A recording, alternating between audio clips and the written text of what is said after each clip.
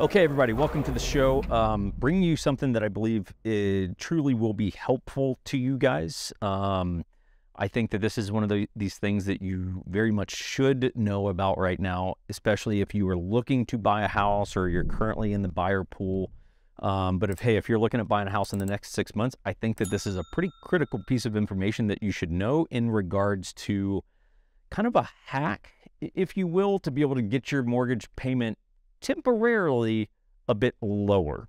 Okay, so and just as a quick plug here, if you guys ever need real estate help, you can go to 1911syndicate.com. We've got a link below. It's always linked below. But hey, we are a real estate business and we help people all over the country, and we would like to help you if you ever are so inclined. So here's, you got to stay with me on this because it's a little complicated, but I'm going to try to really kind of make it as simple as possible. Right now, my opinion is, hey, with the interest rates being higher, right? Let's just say, I don't know, 6 to 7% on average at any given moment. For a lot of people, that increases their payment to a point where they're scared off by the payment. They go, man, I can't swing that payment right now. Even knowing that, hey, once the rates come back down, I would refinance to get my interest rate lower to the current rate of, I don't know, 4% hypothetically. I just don't know that I can suck it up for those couple years. It's simply too much money out of pocket. But the reality is it's a good time to buy something right now from a competitive standpoint because so many people are priced out. Good time for you to get in there because there's not a lot of people in the buyer pool. So you have a little more leeway to negotiate a better deal. And here's how I would do this.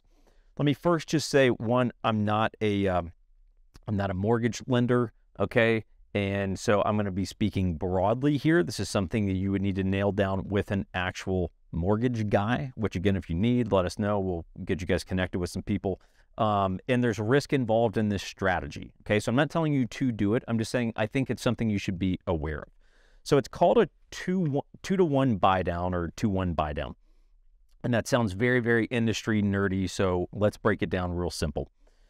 What it is, the buyer's agent negotiates with the sellers a seller credit. Okay, typically you would see this done in the form of closing costs. That's the most typical way that you see it. I, as a buyer's agent, might say, hey, we'll buy your house. We're going to give you the $500,000 that you're asking for it, but we're going to ask for a $7,000 credit from the sellers. And we're going to use that $7,000 to pay for the buyer's closing costs, which is going to reduce how much cash they actually have to come out of pocket for. Okay. So it's the same concept. I'm asking the sellers for a credit, but instead of using it for closing costs, I'm going to use it to temporarily buy down the interest rate. So very simply, what a 2-to-1 buy down is for the first year, my interest rate is going to be reduced by 2%. So if we just said right now the interest rate was 6%, cool. In that first year, my interest rate is going to be 4%. And then that's the 2. The 2-to-1 part is, hey, the second year, I know this is kind of backwards, but the second year, my interest rate is going to be reduced by 1%. So now it's going to go from 4% temporarily to 5.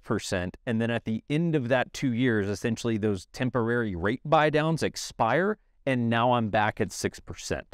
Okay, so it's temporary alleviation of your interest rate, right? 2% reduction the first year, 1% reduction the second year, and then I'm back to where I originally started, okay? I'm not back to where the interest rate is in that moment 2 years from now. I'm back to my interest rate of where I signed, on the dotted line when I actually got my loan, which would be, for our example, 6%, okay?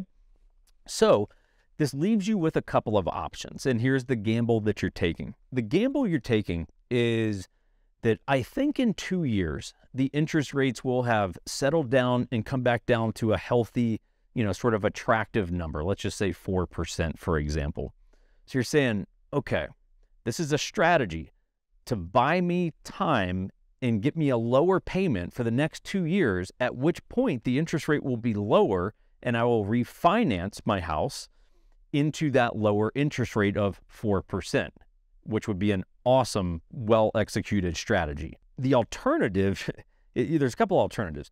If the rates aren't down, then you're stuck going back to the 6%, right? Which, just so you understand, with these buy downs, you still have to get pre-approved at the current interest rate. It's not like the lender can say, hey, we're going to pre-approve you based on 4%, which is what we're going to get for the next 12 months. It's like, no. The pre-approval still has to be for 6%. So technically on paper, you can afford that.